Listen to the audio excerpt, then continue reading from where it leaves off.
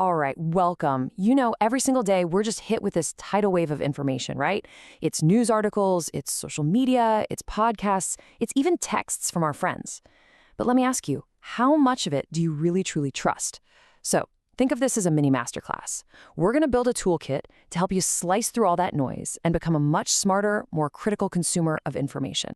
So here's our game plan for today. First, we're going to map out what I call the modern media maze. Then I'm going to hand you a super powerful 3-step toolkit to navigate it. After that, we'll put it to the test with a real-world example, and we'll learn how to connect the dots between all these different sources. And I promise, by the end of this, you'll have what I like to call a media literacy superpower. Ready? Let's dive. Okay, let's just start with the reality of the world we live in. I mean, it's not just about newspapers or the 6 o'clock news anymore, is it? Information comes at us 24/7 from every single screen, every device. Honestly, understanding how to navigate this maze isn't just a nice little skill to have, it's absolutely essential. Okay, quick thought experiment for you. The last big news story you remember. Where did you first encounter it? Was it a headline that just popped up on your phone? Maybe a video clip in your feed, a text from a friend? Just picture it in your mind. Hold that thought. Chances are it was one of these, right? And here's the key idea I want you to grab onto. The very same story can be packaged as a super detailed article, a quick and catchy infographic, or an emotional podcast clip. It's like this. The container shapes the content. The way a story is presented to you influences your perception before you've even processed a single word. So how in the world do we make sense of all this? Well, you need a system. You need a reliable toolkit. And we're about to build one right now. It's built on 3 core concepts that you can apply to absolutely anything you read, watch, or listen to. And here it is. It looks simple, but trust me, it's incredibly powerful. Just burn these 3 steps into your brain. Credibility, perspective, and evidence. This is the framework, the process that's going to bring clarity to any piece of information that comes your way. Okay, step 1, credibility. This is really the who and why question. Who actually created this thing? Are they an expert in this field? What's the reputation of the website or platform it's on? And maybe the most important question of all, why did they make it? Are they genuinely trying to inform you, or are they trying to persuade you, entertain you, or maybe even sell you something? Step 2, perspective. Look, no piece of information exists in a vacuum. Everything comes from a certain point of view. So you've got to ask yourself, what's the angle here? Whose story is being put front and center? And just as critically, is there another side to this? Whose voice isn't being heard in this conversation? And finally, step 3, evidence. This is where you really pop the hood and look at the engine. What is this claim actually based on? Are they giving you hard data, verifiable facts, quotes from experts? Or are they leaning on opinions, personal stories, and language that's just designed to make you feel a certain way? Getting good at spotting the difference between facts and feelings, that's the core of this step.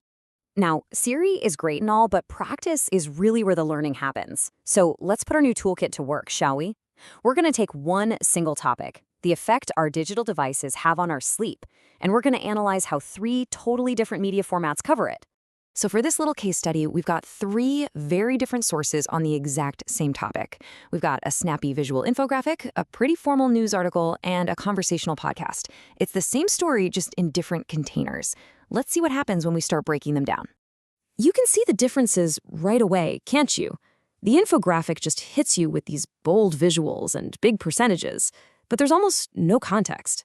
The news article, on the other hand, is super precise. It's giving us specific numbers, it talks about methodology, it even cites its source. And then you have the podcast, which uses this very conversational, almost dramatic style to pull you right in. Now listen to the kind of evidence that's being presented in the podcast. Notice the language he uses. Wild new study, wrecking our sleep. It's emotional. Then the host even adds his own 2 cents. I've been saying this for years. This is a textbook emotional appeal. It's designed to make you feel a connection, which is a totally different goal than the news article, which is trying to present you with verifiable facts. All right, so we've gotten pretty good at analysis, at breaking things down. Now it's time to level up to synthesis. That's where we start building a bigger, more complete picture by connecting the dots between different sources. This is where real understanding happens. Let's try it with a new topic, the future of space exploration. I mean, just look at the contrast here. On the left, you've got a scientific journal. The evidence is precise, it's quantitative, it even has an error margin, 5.6% plus or minus 0.6%. You can check that. On the right, you have a press conference. The language is broad, emotional, inspirational, a new dawn for humanity. Both are totally valid ways to communicate, but they are offering completely different kinds of evidence. 90%. That's how much the cost of a rocket launch has dropped since 2010, according to an infographic on this topic. Now this is synthesis. This single hard data point takes that inspirational claim about a new dawn from the press conference and suddenly makes it feel tangible. It connects the dream to the data. See how that works? So, we've built the framework and we've practiced using it. Now for the final and honestly, the most important step. You've got to make this process your own. You've got to turn it into an automatic reflex. This is where you build your own personal checklist and officially claim your superpower. So I want to challenge you right now. Just take a second and think about it. Based on everything we've just talked about, what are the 2 or 3 essential questions you're going to ask yourself the next time a new headline or some video pops into your feed?